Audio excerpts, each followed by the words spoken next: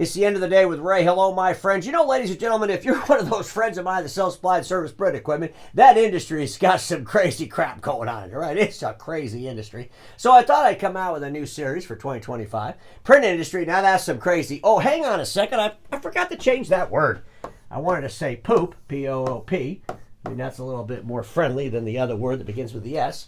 But print industry, now that's some crazy poop. And basically what I'm going to do is I'm going to show you some stuff here on the gigantic Sharp Interactive board. And it's really crazy, crazy stuff. And folks, this stuff kind of is going on in our industry, right? And some of it, you look at this and you're thinking, is that even true? This is so outrageously crazy. Let's just jump right in there and start out and see what our first slide is. So the first slide, folks, ladies and gentlemen, having 11 people on a panel discussion. That is some crazy poop, seriously. 11 people. Can you imagine these people? They're all up there. And they're sitting next to each other, probably saying, well, how much did you pay to sit in this chair? Like, well, I paid $100. The person probably say, I only paid $50. And the person said, well, how come you got to pay $50? I went to Expedia, paneldiscussions.com. I mean, ladies and gentlemen, 11 people on a panel. I mean, seriously. Could you imagine? I mean, I guess by the time they all introduced themselves, 22 minutes went by. Hopefully the panel was more than 30 minutes. Okay, we want to ask the next question of panelist number 7. I mean, just saying that sounds kind of crazy. That is definitely, well, some crazy poop, right? There you go. You see how it works? Let's go to the next one. Real reason to attend a meeting with 11 people panel discussions. I mean, what would anybody want to do that, right? What are the real reasons you would actually attend a meeting where there's 11 people on a panel discussion? Well, disguising time in the desert with family is attending a meeting. Right? That'd be a good reason. Maybe you got some family that lives in the desert. You want to go to this meeting and visit the family is more important than going to the meeting, so you tie the two together. Or, if you think about our industry, there's a lot of old people in our industry. I mean, nearly everybody in it's like 60 years old. So maybe you go to the desert just, looking for retirement options, and you just pretend you're at a meeting. I mean, these are things. I'm thinking these are real things, right? This is some crazy poop, right? Crazy, crazy stuff. Here's one for you, ladies and gentlemen. Never publicize a hostile takeover till you have the money. I mean, I heard this and I'm like, are you kidding me? I guess there was a CEO of a juice stand. You can see the juice stand right there. Selling Kroger stock. I just very confusing. Like the juice guy is selling stock to the customers in Kroger. And I just, it really doesn't make any sense to me, but it is some crazy poop in our industry. And I'm thinking, maybe this story started out with panelist number 1 on the 11 panel, panel. And by the time it got to the 11th person, it ended up in a CEO of a juice stand buying Kroger. So I'm not sure how I'm telling you, but there's our industry full of crazy, crazy poop. Let's see what else we got here. Oh, hey, by the way, GreatAmerica. This is crazy. Remember they used to brag about answering the phone in less than 2 rings? Or 2 rings. We're going to answer that phone in 2 rings. But now no one knows their phone number. I just went to their website. There's no phone number. I'm like, what happened to GreatAmerica's phone number? I mean, how do you answer the phone in 2 rings? Nobody's calling them. That's one way. I mean, I guess. So then I got to ask this question. Did GreatAmerica lower their rates? Because we all know, I mean, if you look at GreatAmerica's rates compared to the other leasing companies, they're always been really high, right? And I mean, a lot of people say it's because they had all these people answering the phone. Well, if they don't answer the phone anymore because they don't publish the phone number, could the rates go down? But then, you know what, ladies and gentlemen, I started thinking about this. Remember the lawsuit? I talked about the lawsuit. Maybe GreatAmerica had to get rid of all the phone operators so they could pay the ex-president that they threw out the door without his hat. Remember? I mean, big deal. I did a video on it. Big lawsuit going on at GreatAmerica. But something going on over there. You can't brag about answering the phone in 2 rings if you don't publish the phone number. Crazy, crazy poop. What else we got going on? Oh, Visual Edge IT. I got to ask the question, did Visual Edge IT go back to not knowing what they're doing? So remember I did the episode where the CEO of Visual Edge was getting interviewed by the guy with the hat and the beard, remember that?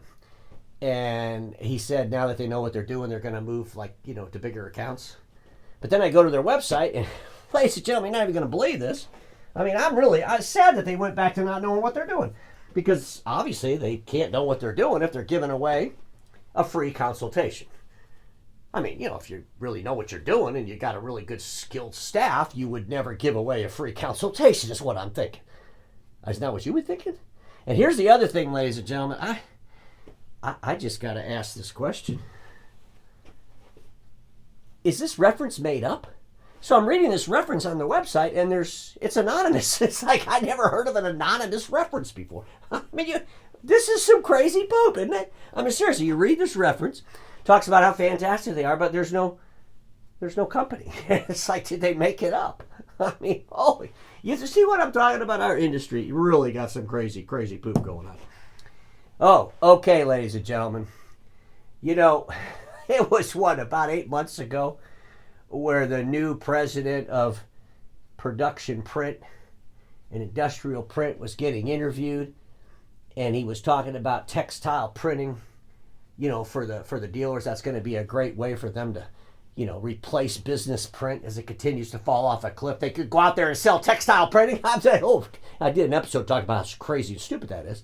But then I started thinking, I mean, how many times do you get ready to go out to dinner? And, you go downstairs and, your wife's there and she's like, well, what are you wearing that shirt for? And maybe it's like a, pale white shirt. She's thinking you should have some color. Well, what are your options if you don't have a color shirt? Well, if you have the Konica, well, for everyday use textile printing machine, I'm hoping they're going to get that pretty soon, you could just print off a shirt with all kinds of colors on it right there in your house.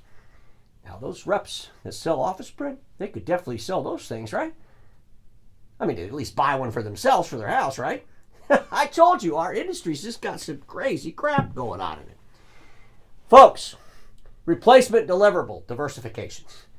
We've heard about that crazy nonsense with the electrical vehicle charge station. Now we're hearing some stuff about a water cooler. I mean, hey, let's sell some water. I'm thinking, these replacement deliverables, I got to tell you, our industry just kind of gets I mean, this is some crazy poop in its own right, but let me just throw this up here. I got these words here missing the first letter. I got to take the magic pen. We're gonna try to guess what the first letters are, and I'm pretty good at this. I'm gonna say this is an F. I'm gonna say this is an O. I'm gonna say this is an R. I'm gonna say this is a Z, and I'm gonna say this is an A. And if you spell those first letters, it says Forza, and it says found out replacement at zero advantage. Well, we all know that Forza was that stupid ERP system that fell on its face. But I'm thinking that didn't have any advantage over the other ERP, right? And then I'm thinking, is a water cooler really going to have an advantage for the dealers as print continues to fall off a cliff? Is that really what they need to be focusing on? Is this electrical vehicle charging station that they've been talking about now for like 5 years that really nobody's... I think there's one dealer in the whole world doing it. But at the end of the day, seems a little bit nutty, doesn't it? Folks, I got to tell you, our industry definitely has some crazy things going on. And that is some crazy, well, you know the word, and everybody watching me knows this. Status quo is the killer of all that'll be invented. Don't get stuck there, and I'll see y'all tomorrow.